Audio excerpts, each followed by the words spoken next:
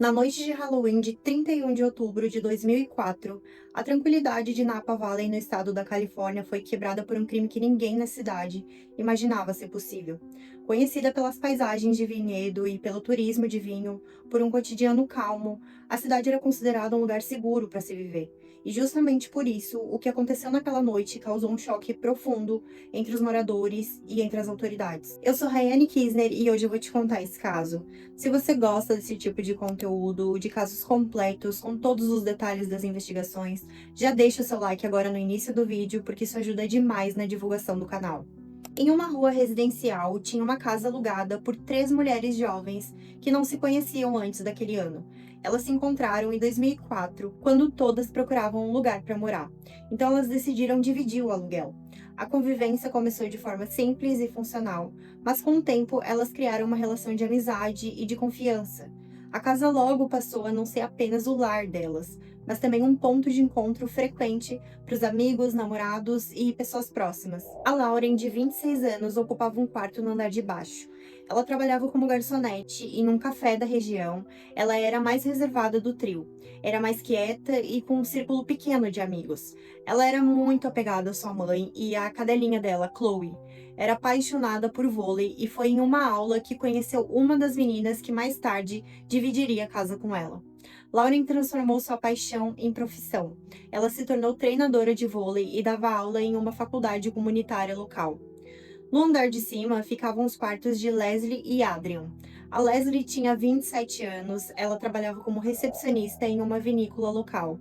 Ela era descrita pelos amigos como muito simpática, comunicativa e bastante popular. Leslie Mazzara nasceu em Anderson, na Carolina do Sul. Ela cresceu em uma cidadezinha rural. Era muito extrovertida, carismática, era uma bailarina talentosa. Participou também de concursos de beleza, chegando a ganhar um título de Miss em grandes concursos, que inclusive arrecadou fundos para uma organização que apoiava crianças negligenciadas. Mas Leslie não via futuro nisso. Indecisa sobre qual profissão ela iria escolher e se sentindo estagnada, ela aceitou o convite da mãe dela para passar um verão em Napa Valley. Ela começou a trabalhar como recepcionista em uma prestigiada vinícola local, e o que era para ser um trabalho temporário virou uma paixão. Ela se apaixonou pela cidade e pela indústria do vinho, decidindo então fazer sua carreira ali. Até que a mãe dela se mudou, mas ela decidiu ficar ali. Ela fez amigos muito rápido e todos diziam que a energia dela era contagiante. Adrian, também com 27 anos, era engenheira civil e trabalhava em um órgão de saneamento. Ela era considerada inteligente, sociável e alguém muito fácil de conversar. A Adrian nasceu em Calistoga, no coração do condado de Napa.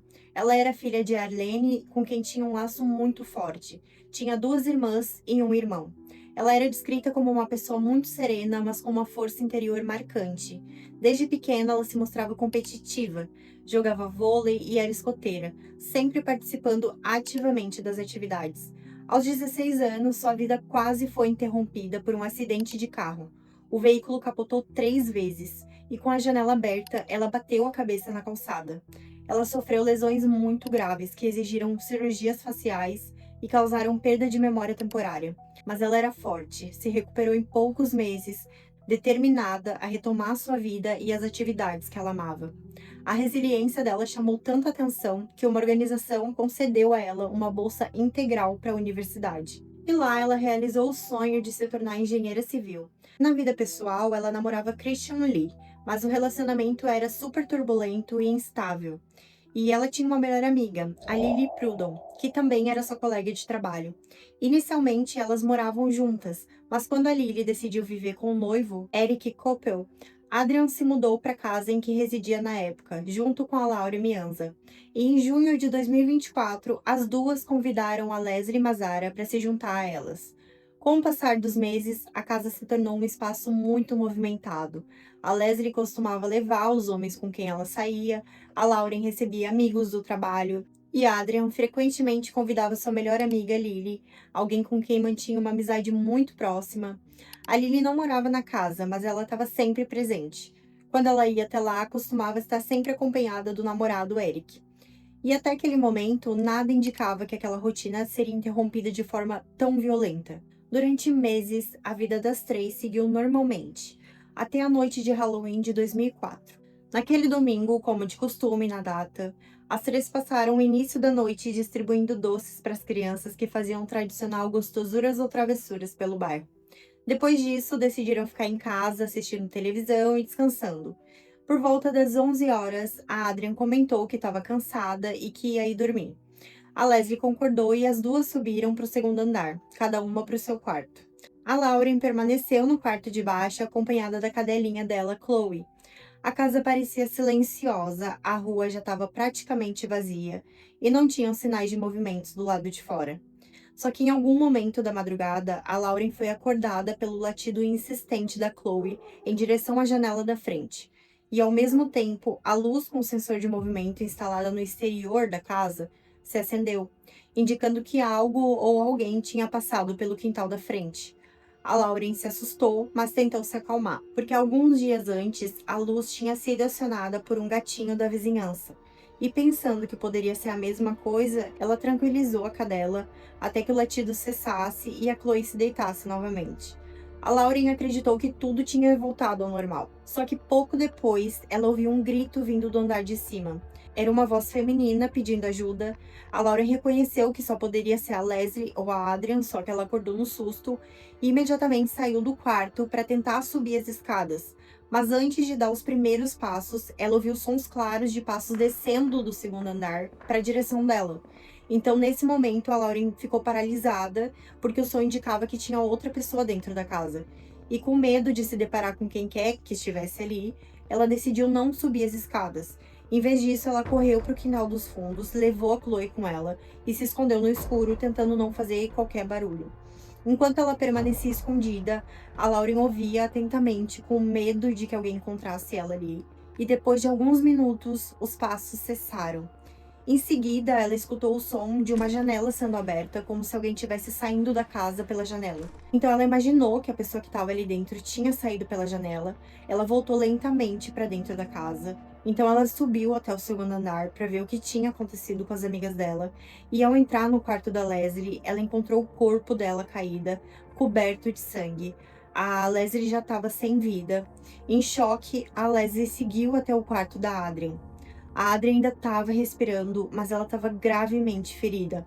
A Lauren ligou imediatamente para a polícia pedindo socorro e relatando que as suas duas amigas tinham sido atacadas por um invasor. Equipes policiais, paramédicos chegaram em menos de 30 minutos. A Adrian chegou a receber atendimento, mas ela não resistiu aos ferimentos.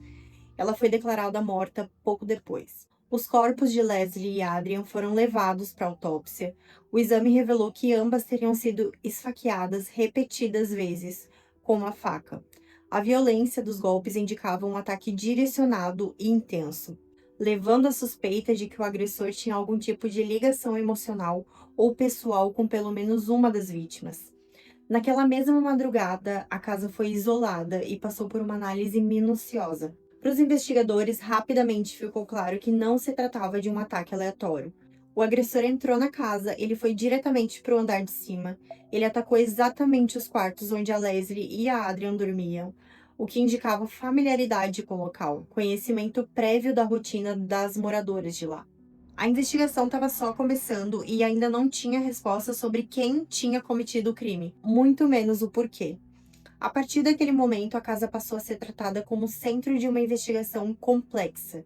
Os detetives analisaram cuidadosamente cada detalhe do local, a disposição dos corpos, a ausência de sinais de arrombamento e o trajeto feito pelo agressor dentro da casa indicava que ele sabia exatamente para onde ele estava indo. Segundo a análise inicial, o ataque começou no quarto da Leslie. Ela foi surpreendida enquanto dormia e ela não teve chance de reagir. Em seguida, o agressor seguiu até o quarto da Adrian. E diferente da Leslie, Adrian conseguiu acordar e tentar se defender. Essa resistência, embora não tenha sido suficiente para salvar a vida dela, deixou marcas importantes para a investigação. No quarto de Adrian, os policiais encontraram manchas de sangue que não pertenciam a nenhuma das vítimas. O sangue estava especialmente concentrado na cortina próxima à janela, justamente o local que parecia ter sido usado como rota de fuga. Aquilo indicava que o agressor provavelmente se feriu durante a luta. E do lado de fora da casa, os investigadores localizaram várias bitucas de cigarros, todas da mesma marca. Os cigarros estavam completamente consumidos até o filtro, o que sugeria que alguém permaneceu ali por um bom tempo, aguardando antes de entrar na residência.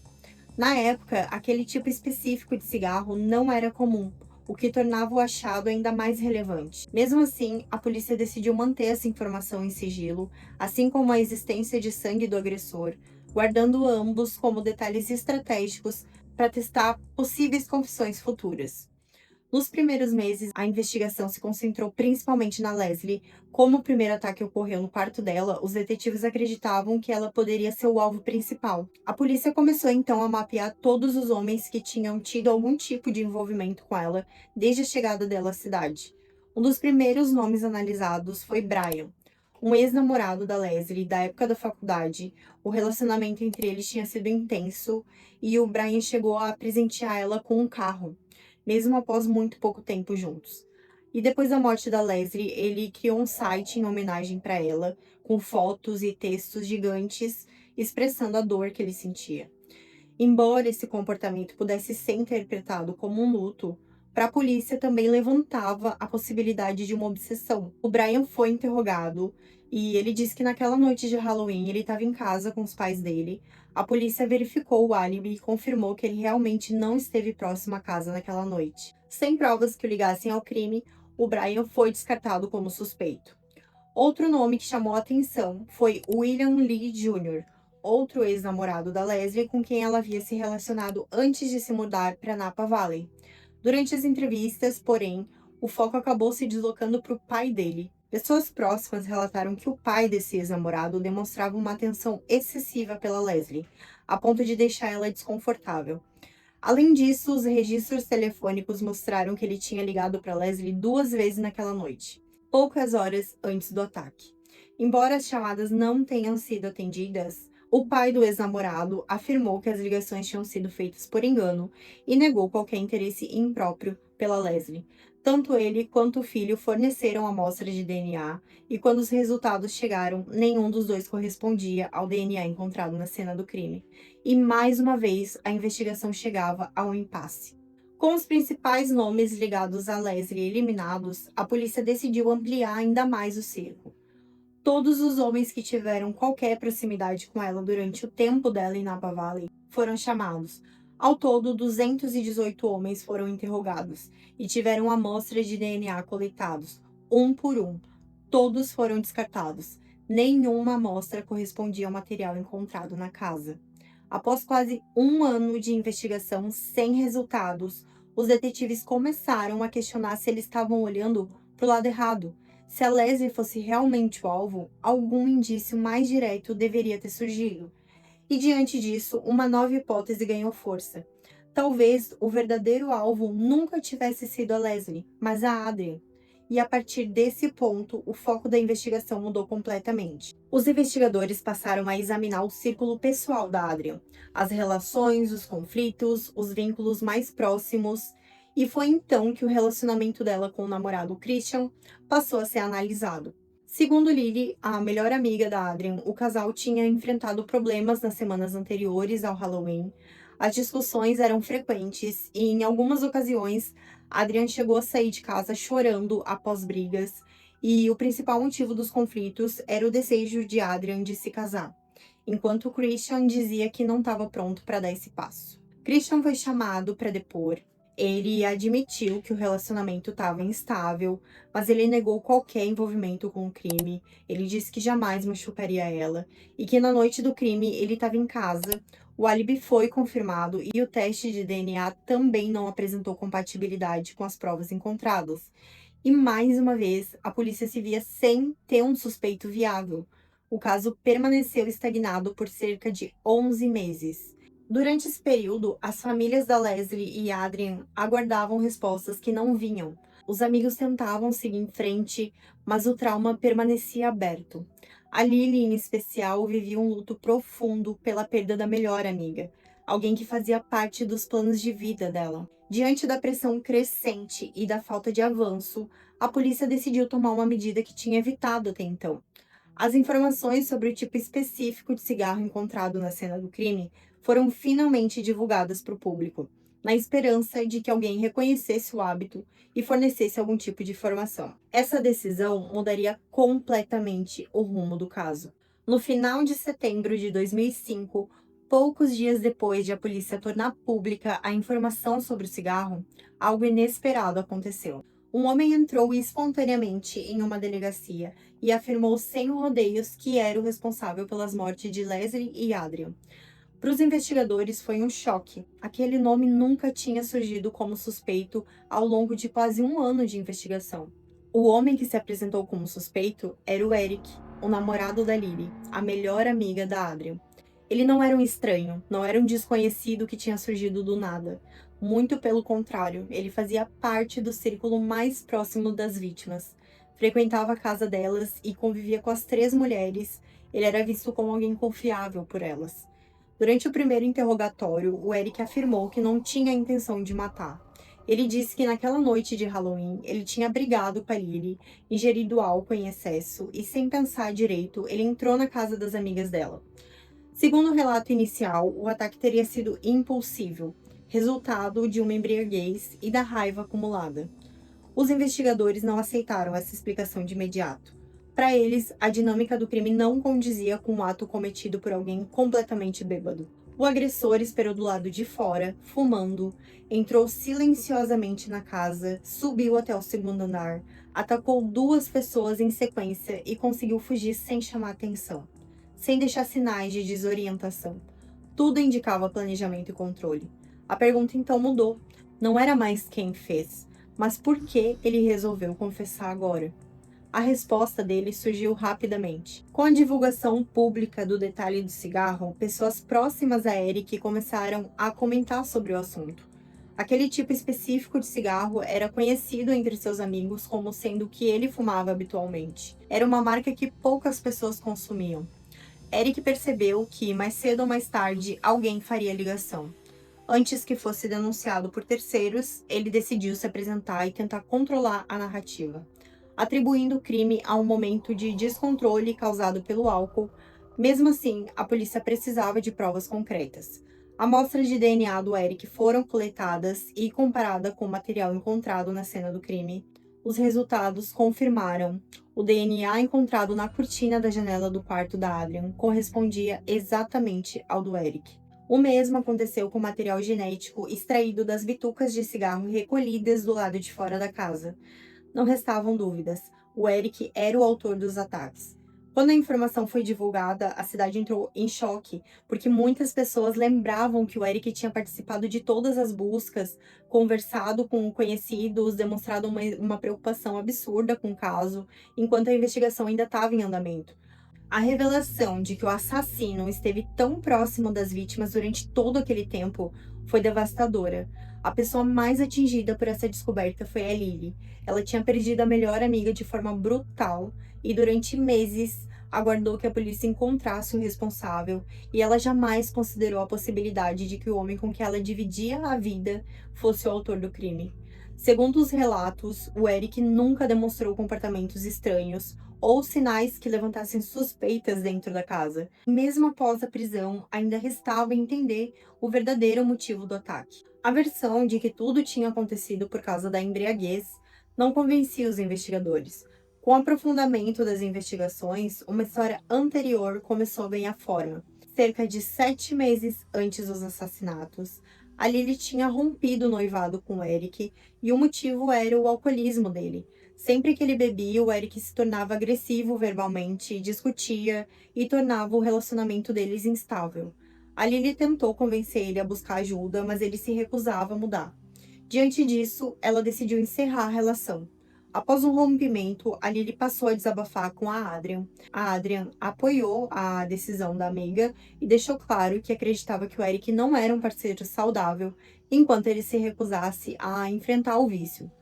Essas conversas chegaram ao conhecimento do Eric, e a partir daquele momento, ele passou a enxergar a Adrian como alguém que interferia diretamente na relação dele com a Lily. Na visão do Eric, enquanto a Adrian estivesse presente, a Lily nunca voltaria definitivamente para ele. Essa ideia foi se transformando em ressentimento e, com o tempo, em muita raiva. A noite do Halloween marcou o ápice desse conflito. Após mais uma discussão, o Eric decidiu ir até a casa e, de acordo com a reconstrução feita pela polícia, o alvo principal era a Adrian. Mas ao entrar no andar superior, o Eric foi primeiro ao quarto errado. Então a Leslie acordou e, ao perceber a presença de um homem desconhecido e ele com medo de ser reconhecido e denunciado, o Eric atacou ela imediatamente. A Leslie foi esfaqueada repetidas vezes e morreu no local. Em seguida, o Eric foi até o quarto da Adrian. Ela acordou, tentou se defender, ela lutou, ela conseguiu ferir ele, mas mesmo assim ela foi dominada e atacada várias vezes. O Eric então fugiu pela janela, deixando para trás o sangue que mais tarde o denunciaria. Com todas as provas reunidas e o DNA confirmado, o Eric foi formalmente acusado pelas duas mortes. O caso seguiu para julgamento e ele foi condenado à prisão perpétua, sem possibilidade de liberdade condicional. O caso deixou uma marca profunda na comunidade. Duas jovens perderam a vida dentro da própria casa, e o responsável era alguém que fazia parte do círculo mais íntimo delas. Um homem que entrou naquela casa inúmeras vezes sem levantar qualquer suspeita. Essa tragédia mostrou de forma dura que nem sempre o perigo vem de fora. Às vezes ele está exatamente dentro do círculo de confiança, escondido atrás de relações aparentemente seguras. Esse foi o caso de hoje. Se você gostou desse vídeo, se inscreve no canal, deixa seu like, porque isso me ajuda demais na divulgação do canal.